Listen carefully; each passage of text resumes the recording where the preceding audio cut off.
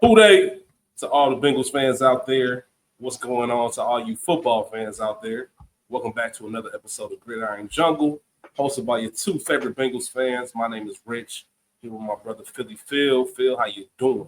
Yes, sir. I'm doing Damn, I good, should have just man. said Phil. I should have said Phil, how you feeling? Hey, Tripping. it's all good, man. But I'm doing good, man. I'm happy to be back at it. Ready to talk some Absolutely. more positional breakdowns.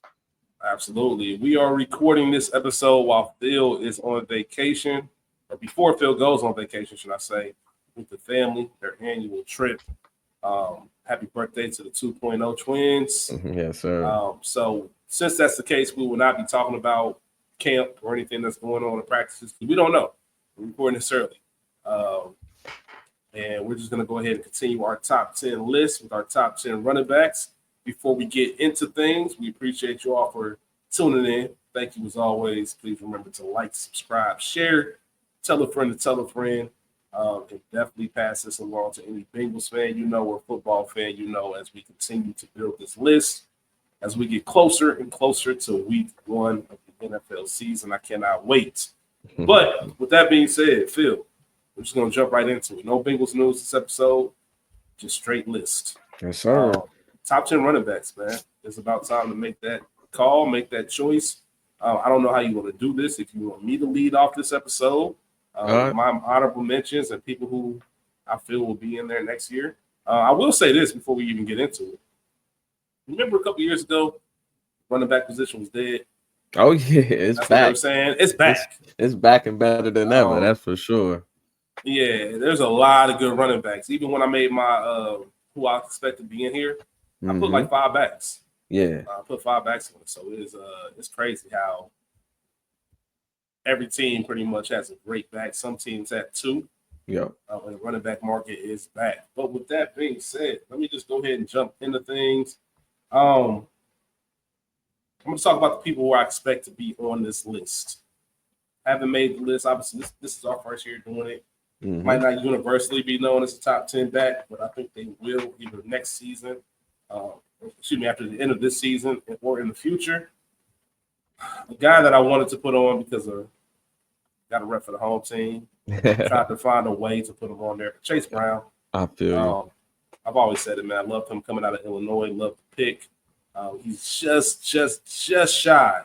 But that's more so about how deep the running back position is more than Chase Brown. 2 years ago, he would have easily made the top 10. It's just that everybody was just balling. And I got to put Chase. I think he definitely will be on there coming soon. Bucky Irving. Bucky Irving had a monster rookie year for Tampa Bay. Didn't get as much usage, of course, with splitting that backfield, but he is electric, and I expect him to do more things this year. A lot of people, as I go to a rookie who hasn't played an NFL game yet, or a meaningful one, should I say, a lot of people are going to look at his classmate and the other first-round pick, but I'm looking at Omari Hampton. He's just in a perfect situation. If you listen to our episode about the offensive line, I talked about what the Chargers like to do, the offensive line play that they have, along with wanting to run the ball. And I think Omari Hampton, even if Najee Harris is starting the season, getting most of the carries, he won't end the season that way unless he has a crazy Saquon-like year. Omari Hampton is just a dog. If you've seen any of his top highlights, you know that. I like him more than Genty. I'm going to put Genty on this list as well. But I don't like the fact that Pete Carroll's coming out saying that, we're going to have a committee and all this, that, and the third. Right. We thought, hey, you got your next Marshawn. You're going to use him the same way. Maybe it's smoke and mirrors, who knows. But I like those 4, Chase, Bucky, Hampton, and Genty, at some point to get on this top 10 list. They're not all going to make it because there's still a lot of good players who are on the top 10 list, but it can depend on the seasons that they have. And as far as my honorable mention, I'm going to go ahead and go with former Bengal. Had a great year. Start of the year, should I say, specifically. Didn't necessarily end it the way that I'm sure he wanted to end it. But Joe Mixon. Yes, Mixon sir. came out the gates on fire, looking like the best running back in the league. Fact. Instantly regretted trading him, but then I wasn't just because, or letting him go, should I say. Because technically it was a trade. But then again, I wasn't because I looked at his production in Houston and I said, we would have never used him like this. Right.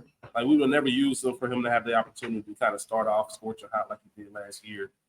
He's on my honorable mention just because of how things ended. And then I'm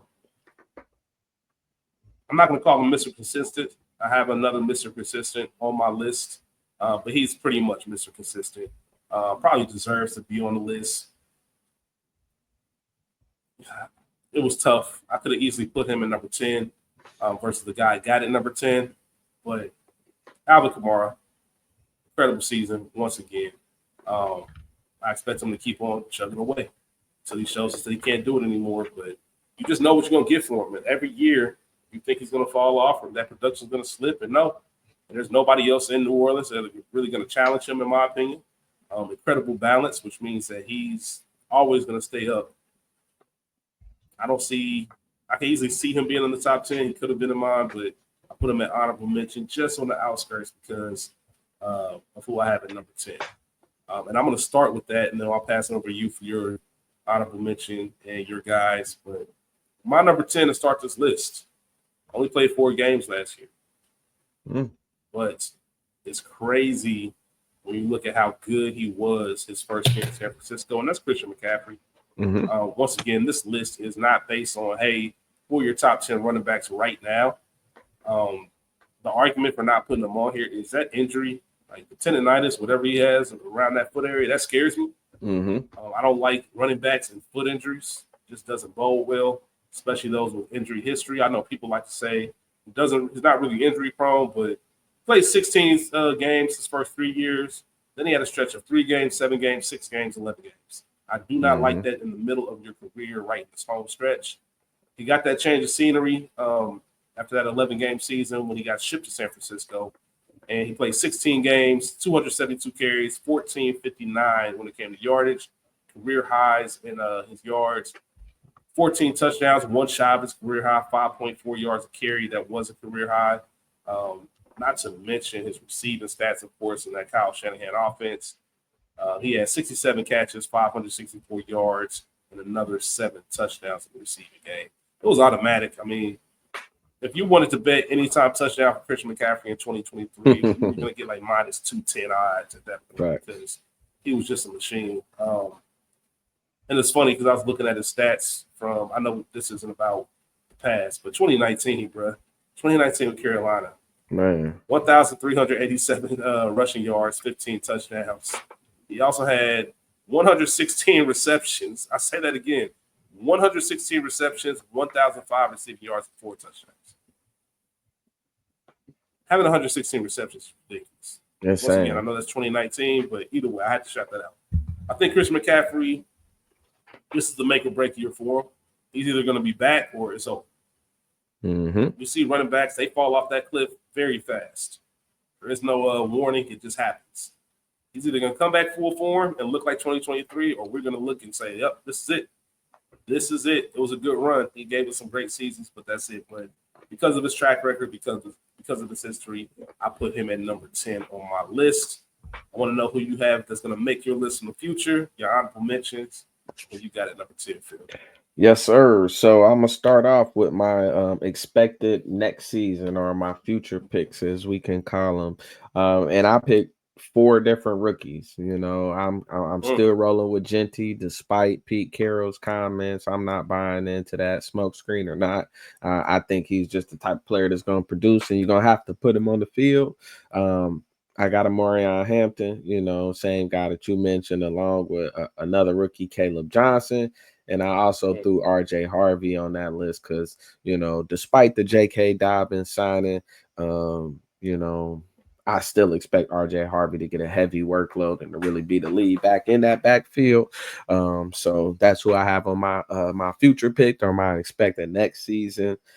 On the honorable mention side, I got quite a few local ties, starting with Chase Brown. You know, I think if he doesn't go down with the injury late in the season, I think he makes this list. Still ended up rushing for 990 yards, 4.3 a carry, 7 touchdowns. Was just, you know, every time he touched the ball, he was a threat to take it to the crib. So I had Chase Brown on that list. Similar story for David Montgomery. You know, he kind of got hurt late in the season, but still had 775 yards, 4.2 a carry, still had 12 touchdowns and just a flat out dog. You know what I mean? And might not be a Bengal, but Cincinnati stand up. Yes, sir. Yes, sir. From my alma mater, Mount Healthy, you already know. And Joe Mixon, I had him on my honorable mention list. Another 1,000-yard rushing season despite the injury, 4.1 a carry, still had 11 touchdowns. A lot of that due to that hot start. And even had 36 catches on the season, which was, really solid for 309 yards given the shortened season.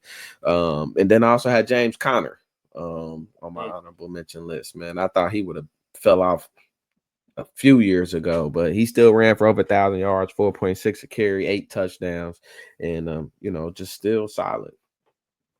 All right. Now, I don't know if I should just tear off the Band-Aid now and go ahead and say it, and I think I will.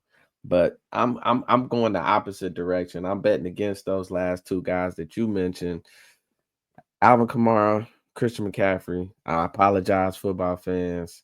You can say I don't know ball, but they won't be anywhere on my list tonight. I apologize. Okay.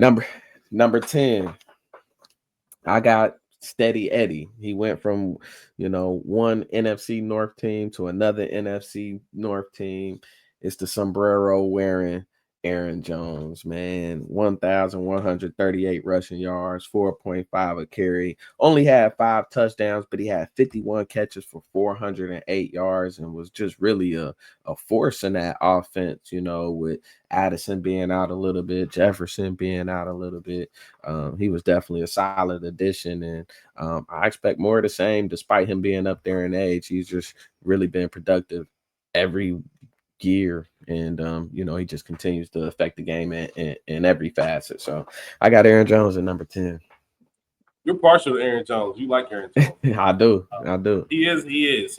I mean, the one thing with these lists is sometimes you want all your picks to be sexy. Yeah. Sometimes consistent is sexy, man. Aaron Jones has done that. He's not on my list. I appreciate him for what he does, but I think once again, that's more about this running back. The running backs in the league as a whole versus Eddie. I'm about to say Eddie Lacy. You said Steady Eddie, and for some reason, Eddie stuck in my head. Then Aaron Jones, sure. Man. Shout out to Aaron Jones, man. Incredible person. I think I said great person. I meant great player, great pick. He might be a great person too, man. Shout out to Aaron Jones. Moving along, number 9 on my list is one of your honorable mentions. This is the guy I'm going to call Mr. Consistent because similar to a former teammate of his that we talked about in our interior defensive line this episode. Mm-hmm. No reason why he should still be putting up the numbers that he's putting up. Facts. This will be his 9th year going into the league, but James Conner. Mm-hmm. He's had 4 Pittsburgh, 4 Arizona last year, 236 carries, which is a lot in year 8. 236, but he still made it productive. 1,094 yards, which is a career high, 4.6 yards a carry, 8 touchdowns. He also was effective in the receiving game. His second highest reception in his career was 47, 414 yards and 1 touchdown. Listen, honestly, I'm going to be real. The reason he's on this list is because I feel like he's always disrespected. He always misses these lists. Yep. And I don't know what else he has to do but show up year in, year out. There's nothing better, I'm sure, for him than consistently showing up after everyone said, this is the year. It's over. And listen, I got Trey Benson in fantasy. I'm waiting for him to fall off that cliff. But you realize it's not going to happen anytime soon. Great compliment to the Cardinals offense. One of those guys that they don't talk about enough as far as you don't want to tackle him. Mm-hmm. Like just a beast, going to give it all you got, give it all he has. And I have him at number 9 just because of that. I mean, the stats speak for themselves, but he's a big reason why that offense is even effective and they can get the ball to some of those weapons. You got to respect James Conner. When you have a talented running back like Trey Benson in the fold and he cannot crack that spot, that means your number 1 is really, really good. Yep. Shout out to James Conner. I got to put him at number 9. He would have been at number 10 if McCaffrey played, but McCaffrey did not play, so I can't award him and jump him anywhere higher than 10. For sure. It was close to even making the list. So that's my number 9. Who you got? Number 9, I got your namesake. I got Kyron Williams. Kyron Williams from the Los Angeles Rams, 1,299 yards, 4.1 a carry, 14 touchdowns, caught 34, had 34 receptions for another 182 yards there. They even use him in the return game. I mean, he's really just a Swiss Army knife, Yeah. a really integral piece to that offense. You talk about the running back position making a comeback. He played a part in that. He was one of those guys to kind of get one of those early bigger contracts for a running back. So as far as that kind of like resurgence there, and when you got a guy like Sean McVay, who we both think extremely highly of, use him the way that he used him, speaks the way that he speaks about him. When I saw him playing at Notre Dame, I never thought that he would be this player that he is. I always thought he was good, but he's really just a monster, and somebody I really enjoy watching. Just as a fan of offense, as a fan of wide receivers and running backs, especially. I really like Kyron Williams, and I got him at number 9 on my list. It's all in the name, baby. It's all in the name. I'm not mad at that at all. Shout out to Kyron Williams. He is on my list, just not where you have him. Number 8 on my list might surprise some people. This is a classic case of, hey, you asked me to name the top 10 running backs, who would probably be higher. Some of you might be saying, hey, well, what does that mean? Isn't that this list? No. When I mention top 10 running backs, I kind of use my imagination. And I think about, hey, if I put this player on this offense, if I put this player over here, how much better would they look? How much worse would they look? Things of that nature. Versus this is the situation they in. Do I like the situation, or are they exceeding and excelling in that situation? All the talent in the world, maybe the fastest running back in the league. Offense, sometimes people call it gimmicky. I don't believe so. I just think they get their playmakers the ball in open spaces to make them do the best that they can. One of the things that stands out with this person is he doesn't rush the ball as much as a lot of other people, right? Not a lot of attempts when you talk about his rushing, but 203 carries, 907 yards last year as a rookie, 6 touchdowns, 78 receptions, 592 yards receiving with 6 touchdowns, 12 total. Devon Achane. I got to give it to him at number 8. I just think that he's one of the scariest people in the league. Somebody I think any team would say, "Ooh, I would take that person."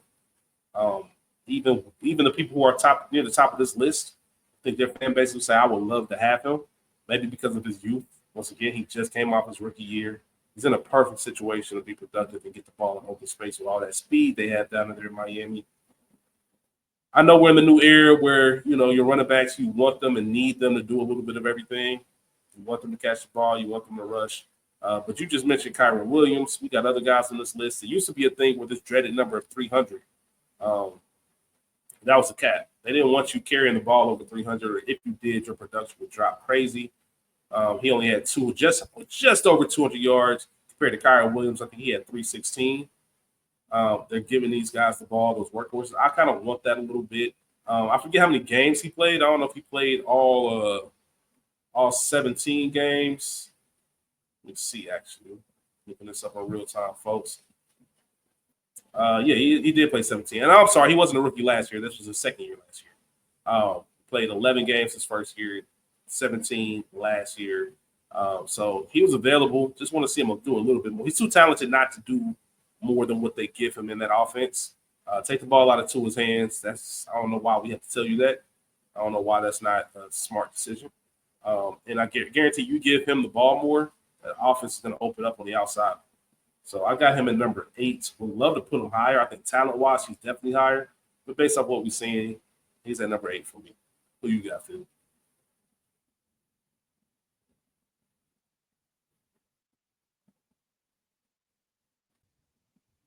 Yeah, I really like that pick, and that again just speaks to the running back position and how deep it is. Because I couldn't find a way to fit Devin on my list, man. I really wanted Mm, to, but to mm. me, he's really just like an appetizer, man. Pause. He doesn't score a ton. Like you said, they don't use him as much as you would like to see him be used. And I think also with them having the another addition to that running back room, trying to work what's the kid's name? Wright, Tennessee. Jalen Wright, is that his Yeah, name? Jalen Wright, I believe. Yeah. Trying to work him in the mix as well. I just think it's gonna be a little interesting to try to feed all those people down there in Miami, all those players, all those weapons. So I really like that pick though. But at number 8, I've got Jonathan Taylor. I felt like this past season he was able to reestablish himself as one of the premier backs in the league. Had 1,431 rushing yards, 4.7 a carry, 11 touchdowns, added only 18 catches for 136 yards. But just when you think about how bad the quarterback play was in that particular room, and yes, you got Quentin Nelson on that offensive line, but I think Jonathan Taylor just carried that team quite a bit and was a player that defense is keyed in on, and he still was very effective, very productive. And like I said, I thought he reestablished himself as one of the premier backs in the league. So I got Jonathan Taylor in my 8th spot. I like him. He's on my list a little bit higher. He is on the list. As we move on to number 7, you just talked about him. My namesake, Kyron Williams. Yes, sir. You mentioned all his stats. I really don't have to go into too much more. Somebody, I want to say this, is even more impressive because once they made the Blake Corum pick, I think everybody was thinking, like, all right, well, it was cool, Kyron. You had that good year. Kind of came out of nowhere because this rookie year, played 10 games. I think he had 35 carries, didn't really make too much noise. And then he only played 12 games in 2023. You saw his production uptick. He had over 1,100 yards, 12 touchdowns, everything else. Blake Corum gets drafted. Everybody's kind of scratching their head because they thought Kyron Williams emerged as that number 1 guy. And he was like, all right, maybe not. And then what did you do with Blake Corum on the team? Phil, you said it, 16 games, 316 carries, 1,299 yards, 14 touchdowns on the ground. And he had another 34 and 182 and 2 touchdowns in the air. Just somebody who I think, and he also just signed that 3-year, $33 million extension. Mm-hmm. So he will be around for a while, averaging out $11 million per year. We'll see what ends up happening. I'm expecting Blake Corum to get a little bit more work. Use I think, was it the second round? What round did they draft Blake Corum? I think he was a second round pick. Second, third. I could be making that up. Somebody correct me if I'm wrong. But Kyron was a 5th round pick. And he just overproduced. I think that makes sense. Nobody saw that. I mean, listen, he's 5'9", 202. He's not like physically intimidating or imposing. But man, double-digit touchdowns in both years that he actually got consistent work. I said that about McCaffrey in 2023. That's what Kyron Williams has been pretty much since he's been in the league outside of his rookie year. So got to reward that. Got to give him some credit. He's at number 7 on the list. Who you got, Phil? All right. And for me at number 7, I got James Cook from that team up north that I dislike heavily, the Buffalo Bills. Crazy? Yeah. You want to hear something crazy? What's James that? ain't making my list, man. Hey, see, I mean, somebody got to get cut. Somebody got to get bumped. For me, it was A-Chain, so. Yeah, James is just one of those. I don't know, man. I don't know. It's there. I'm not saying he's not good. I don't know the comparison to make. Yeah. Like, he's good. He's good. You'll admit that he's good, but he just doesn't do it for me. Yeah, I mean, I get it. I think his game is kind of similar to his brother's, maybe a little more finesse, but like if they said that the Bengals just traded Chase Brown for James Cook, I don't even know. I can't even say on air what I would do because I incriminate myself. Sure. That's how upset I would be. So it's not even, for some reason, he just doesn't do it for me. I get it. No, I mean, 4.9 a carry. He was a scoring machine, had 16 touchdowns, 32 catches for 258 yards. Still can't seem to get a long-term deal done. So, clearly Buffalo kind of views him. They know he mid. Buffalo views him the same way that you do. So, but yeah, I had James Cook at number 7. I couldn't get him any higher than that. He could have been, number 10. But, I had him on my list at number 7. Yeah, respectfully, and once again, I can't reiterate this enough. Like, James Cook is good. He's really good at football. He's a good running back. He's also one of those players that you just looked at as replaceable. Like, if I was running a team, I wouldn't feel the need or the urge to overpay James Cook. I feel like I can get that production elsewhere because of the way that offense is built and who the centerpiece is. And I think that's probably the best way to describe him. I feel like I can just replace that value. I can get someone like if I was able to get like an Aaron Jones to come in or something like that, I feel like it's a plug and play situation. It's not like James Cook is doing anything extraordinary, respectful. So I acknowledge his talent. For some reason, that's just how I view it. Number six. Number 6, wrapping up my second tier. Somebody you already mentioned, Jonathan Taylor. Always knew he was talented. Wisconsin's always had a run of talented running backs. I think he's been the best in recent memory. You look at everyone, 26 years old, just turned 26 in January. So he will be playing out this season up until the playoffs at 26. Another person who got into that 300 carry category, and he did it in less games. I think Jonathan Taylor only played 14 games last year. Obviously, he wanted to get paid a few years ago. He ended up getting paid. Didn't have the best year, dealt with injuries when he had that 10-game year in 2023. Last year, 14 games, 303 carries, 1,431 yards, which is second in his career, 4.7 a carry, 11 touchdowns. Really came back in the form, like you mentioned, Phil. 18 receptions, 136 yards, and 1 touchdown. You probably want to see him do a little bit more in the past game with today's NFL. But, hey, you pay Jonathan Taylor to run the ball and make some plays, and that's what he did. I just liked, and I was really impressed with how he came back and bounced back. Because running back is just one of those weird positions where you don't bounce back. Usually when you drop, you drop. It looked like he was dropping. He came right back and said, I'm still here. So I got to give him that credit. Just shy of the top 5. It's funny because I think we're going to have the same top 5, maybe in different order, but I think we have the same top 5 players.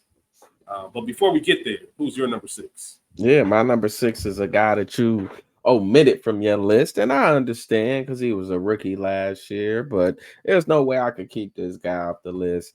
I got to hold it down for the short kings. I got to go with Bucky Irvin, man. 1,122 yards as a rookie, 5.4 a carry, 8 touchdowns, added 47 receptions for 240 yards. And did I say as a rookie? I mean, came in and took the number 1 job from a very legit Rashad White, who a lot of people used to compare to Le'Veon, and he he's no slouch. So I got Bucky Irvin at my number 6 spot. Who?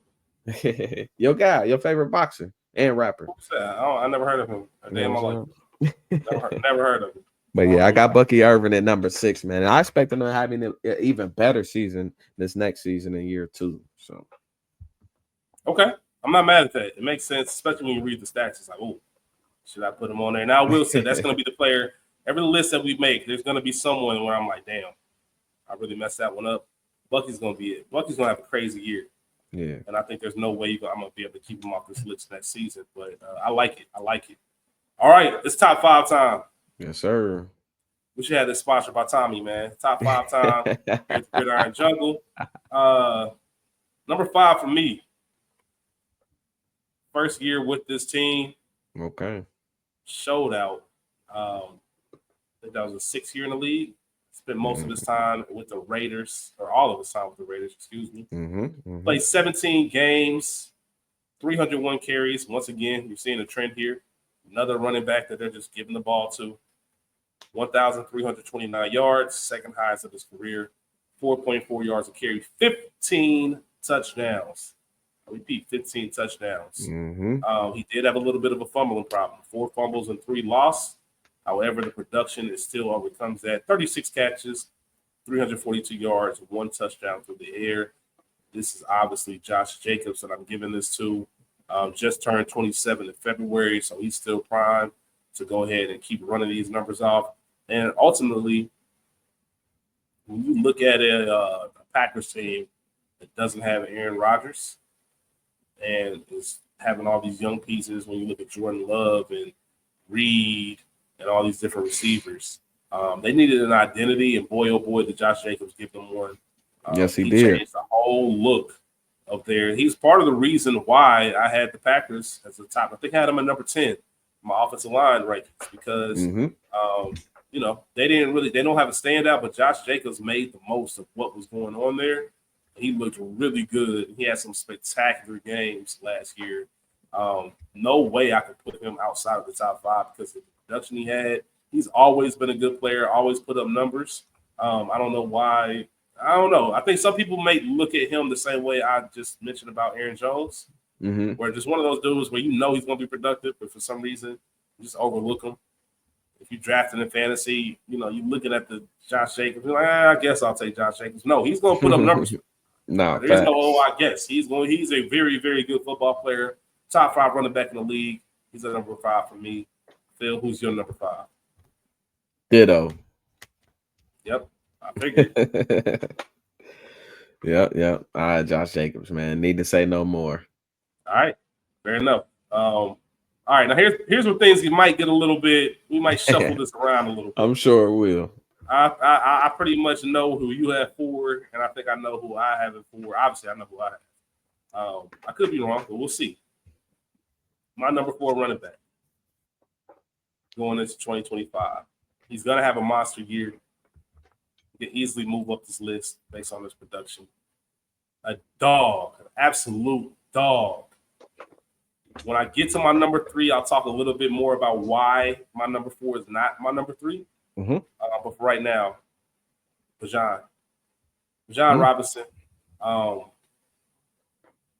don't really know what to say. I don't know what to call this dude. Everything that is advertised when he was coming out of Texas, he was in a class that everybody said he's head and above, like head and heels over the next best back. And I think that he's lived up to that hype, man. He's really, really good. There's an argument about that, and we'll talk about it soon. But 17 games is both of his seasons. We'll keep the trend going. 304 carries. These guys are getting work. 1,456 yards, 14 touchdowns, up from 4 the previous year. He had 500 more yards rushing than he had his rookie year. Only 1 fumble compared to 4 his rookie year. He didn't even lose the fumble. 61 catches, 431 yards, 1 touchdown. He did drop off a little bit in that touchdown category in the receiving game. But my goodness, Bijan Robinson is an absolute beast. You can't deny it. Any other year, top 2. And I think here soon it's going to be a top 2 conversation between a couple guys because my number 1 and my number 2 are getting a little bit long in the tooth, but they still have some great years ahead of them. But for right now, Bijan is at that number 4 spot for me. All righty. All right, let's go ahead and hear it. I know who it is. All right, man. At the number 4 spot, I've got the reigning Russian champ, Saquon Barkley. Oh, I did not know who it is. I was not expecting you to go that route. Okay. Yes, sir. 2005 rushing yards, 5.8 a carry, 13 touchdowns. Had another 33 catches for 278 yards. But I'll be honest. I mean, clearly, the offensive line played a large fact in this. The weapons around him played a large part in this. Night and day from the player he was in New York. So that definitely plays a part, in my opinion, in this equation. It's no knock on him. It's really just more of a testament to the 3 guys that I have listed above him. And I know I'm probably going to get some hate mail for it, but I'm standing in it. I've always felt that way about Saquon. I always felt like he was elite, but on the lower end of the elite. You know, I don't want that to sound crazy, but that's just kind of always how I viewed him. But yeah, I got SB at my 4th spot. All right, I'm not mad at it. I get it. It's impossible. It's kind of impossible to top what he did last year. So there's going to be some kind of drop off. I don't think it's going to be that far. We'll talk about it as we move up our list and where I have him. Obviously, it's not number 4, but I understand where you're coming from. It's not as crazy as people might think it is. He is 28. It's not, if that line starts wearing down, Saquon might do the same, but we don't know. We'll talk about that in a second. My number 3, who I thought was going to be your number 4. All right. I have Jahmyr Gibbs. Okay. Jahmyr Gibbs is my number 3. For one, when I get to my top 2, it's just hard to crack that. For what they did last year and what they've continuously done throughout their career. And there's nothing that's really changed to make me think anything's going to stop with my top 2. And why is he number 3 instead of 4? Why did I rank him above Bijan? Well, you can call this scheme. You can call this circumstance. I just feel like Jameer did more with less opportunity. I talked about Bijan going over that 300-yard threshold as far as rushing attempts. Gibbs only had 250, still had 1,412 yards, which was just shy of the 1,456 from Bijan. If you look at the reception game, he had 52 receptions compared to Bijan's 61, so slightly lower. However, he had less targets as well. And then even when we talk about the yards, 431 yards for Bijan, 517 for Jameer Gibbs. 16 rushing touchdowns compared to 14 for Bijan, 4 receiving touchdowns compared to 1 for Bijan. And like I said, I think that's with less carries and less overall touches. He's electric. Anytime he gets the ball, he can break it. As training camp has been rolling along, we saw David Montgomery last season get those 1 reps, and it looks like Jameer is slotted to take over that role. Yep. It is still a duo. It's one of those offenses where it really doesn't matter who starts the game. It's like the Spurs and Ginobili. Ginobili might not start the game, but he's finishing it. David Montgomery is still their finisher. He's still the guy that he's going to get double-digit touchdowns, probably based on that offense and what they do to punch it in. He's just a force to be reckoned with. But Jameer Gibbs, one of my favorite players in the league. I think the sky's the limit for him, man. I think the sky's the limit. If you didn't have 2 generational seasons last year, we easily could be talking about him at number 1. Facts. All right. Number 3, who is definitely gonna fall in your top 2 is Derrick Henry. He was the runner-up in the rushing title, 1,921 rushing yards, a crazy 5.9 a carry, 16 touchdowns. Actually had 19 catches for 193 yards. He just continues to produce at a high level. He's defying age right now. He's like the LeBron of the NFL, man. You see that dude running them hills with them barbaric chains on him. Dude is just a monster. So yeah. I think honestly, the top 4 or 5 backs in the league, you could really argue any of them for any of those spots. But I definitely got to give it up to Derrick Henry. Just no signs of dropping off despite the age, and hats off to him despite being a division rival. But dude is a beast, man. He ain't had nothing to say to DJ Reader when he was holding it down for us. But shout out to Derrick Henry. That dude is a monster, and hopefully TJ Slayton gets real acquainted with him this season. That's what I'm hoping for as well, man. That's my number 2. Yes, Derrick Henry is my number 2. I respect you for putting the young guys at 1 and 2. Yes, sir. To quote my favorite show of all time, and it's fitting because of the player Derrick Henry, the king stay the king. So I kind of took this list as an approach of, these 2 guys were incredible. They've been doing it for so long. Until they get knocked off, until Bijan or Gibbs comes and just takes that spot, I'm going to go ahead and give them the deference of, hey, they're going to go out there and do it again. Derrick Henry, I don't know what else you can say about him. No reason at 30 years old, when is his birthday? Derrick Henry. I think December. I think he's around January 4th. So this was his year 30 season. And there's no reason at running back that age to be getting 325. It's just not. Him with the Ravens is just a hand in the glove fit.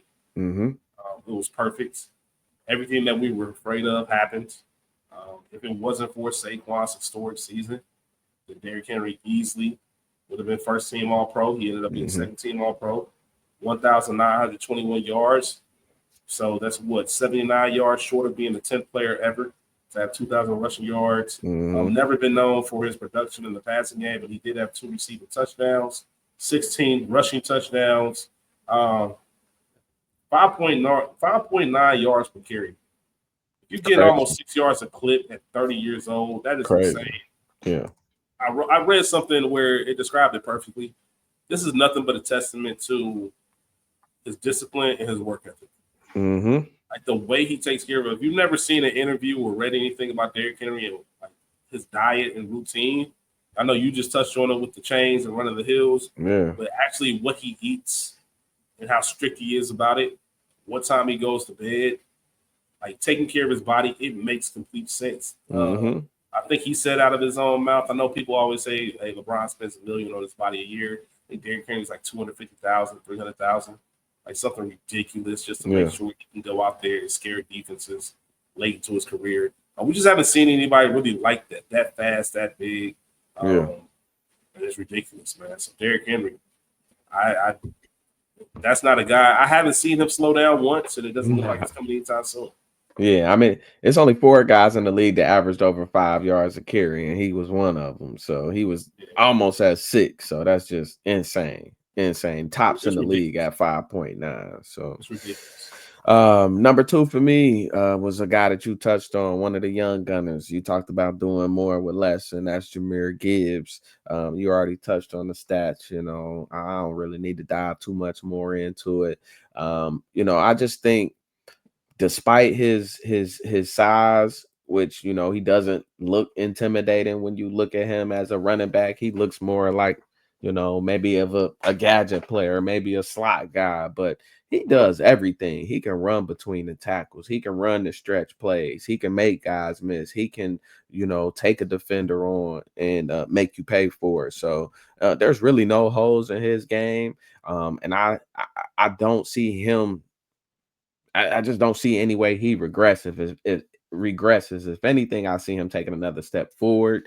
Like you mentioned, kind of taking over that number 1 spot, or 1A spot, where last year maybe he started the season as that 1B. So that played a large part in me having him at number 2. Bijan just outrushed him, outreceived him. So that's why I had them slotted 1 and 2. I'm mad at that at all. It makes sense. You said it earlier. All 4 of these guys, you can make your own argument for them.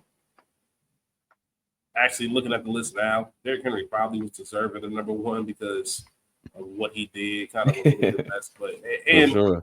his offensive line was good. Like I said, Yeah. that system was good for him, but not We as good just as talked Philly's. about Philly having the best O-line in the league. So. Yeah, so I mean that did have something to do with it, but you can't punish Saquon. We all knew he was talented. Oh yeah, for sure. Number 2 overall pick when he came out. But Saquon Barkley's my number 1. Once again, just goes with that saying I just said, hey, the king stay the king. Until he gets knocked off this list, until he has like a very down year, he is going to be number 1. Coming off of the 9th player all time, rushing for over 2,000 yards. He had a ridiculous, staggering 345 rushes. That is ridiculous. Y'all remember when DeMarco Murray was having those contract negotiations with Dallas before he went to Tennessee? And Jerry was just like, you know what? We're just going to run you into the ground and get everything we can out of you this last year because we're not paying you what we want to. He did not go to Tennessee and look like the Dallas DeMarco Murray. That's kind of what the Eagles did with Saquon. They said, hey, man, we want to run this ball. We got Jalen. We got 2 big threats on the outside with Devontae Smith and AJ. We also have Dallas Goedert. But we're going to be a rushing offense. We're going to control everything because we draft well. We team build well. And the trenches on both sides of the ball are our best options. And we're going to utilize it while we can. So we'll go ahead and sign you. One of the greatest fumbles, one of the greatest, being able to witness that with, some things you just have to be thankful for. It's like divine intervention, perfect alignment, whatever you want to call it. Being able to have the New York Giants on Hard Knocks GM last season and being able to see firsthand, having them let Saquon go to a division rival, even saying, I'm going to be sick, I'm going to lose sleep. Owner said, I'm going to lose sleep if he goes to Philly. And he went in and had a season like that. Yeah. There's only one first team All-Pro for running back. He got it. Not too much in the receiving game, 278 receptions. Receiving yards. Not 278 receptions would have been nuts. 278 receiving yards with 2 receiving TDs. He did average 5.8 yards carried. Another one of those backs. Well, every time he got the ball, I mean, you give it to him 2 times, you got a touchdown. Just give it to him up and down the field, and you are going to be A-OK. You're eventually going to score. He just had a historical season along with Derrick Henry, but that's the reason I have to give him the number 1 spot. I could easily see us doing this next year and having Bijan or Gibbs. But for right now, as much as I hate to say it, as much as you hate to hear it, given that you're a Buckeye, you don't want to give say any kind of love. He is the number 1 back going into 2025. But I want to say this on the record, I do expect regression. I just don't see him having the same year. Even though Philly looks hungry, I don't think they're going to have a Super Bowl hangover. I just can't see you replicating that. Back-to-back 2,000-yard years, I just don't see that. And it's not really smart to give him 345 carries again. Nah. It just doesn't make sense. It just wouldn't, so I don't think we're going to get that production. They milked it for that, and I think we'll see them coast. I see them around 12, 13, 1,400 yards. Maybe bring that down to 280, 290. That would make sense, especially if you're trying to keep them fresh for a playoff push. That's who I got. And obviously, your number one, I'll let you go ahead and announce it. It's my number for sure. Yes, sir. None other than Bijan Robinson. Anytime you down in the number 7 in Atlanta, you're doing some legendary things. So, nice. I mean, Pitts has been a disappointment. Drake London finally broke out. They had a lot of, changes at the quarterback position with Cousins getting injured and changing over to Penix. And honestly, I think Penix starting is going I'm swag surfing you.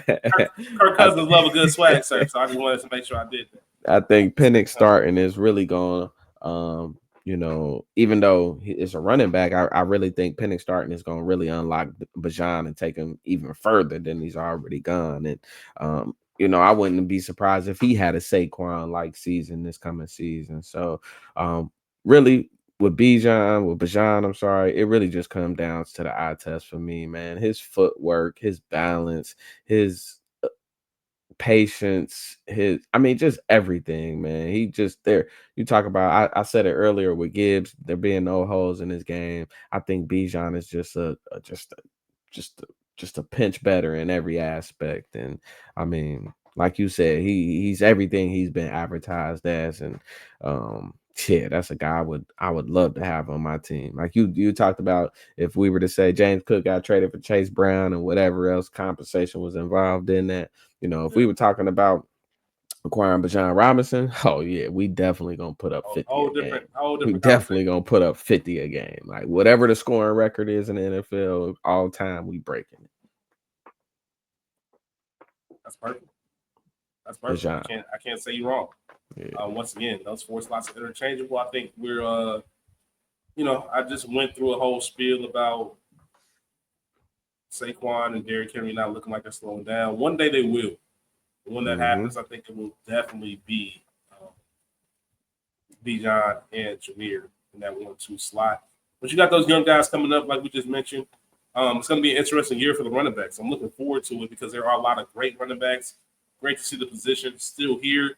We grew up in that era where in the 90s, your favorite players were running backs, not receivers. Now I know a lot of people love the receivers, and that's a more popular or sexy position.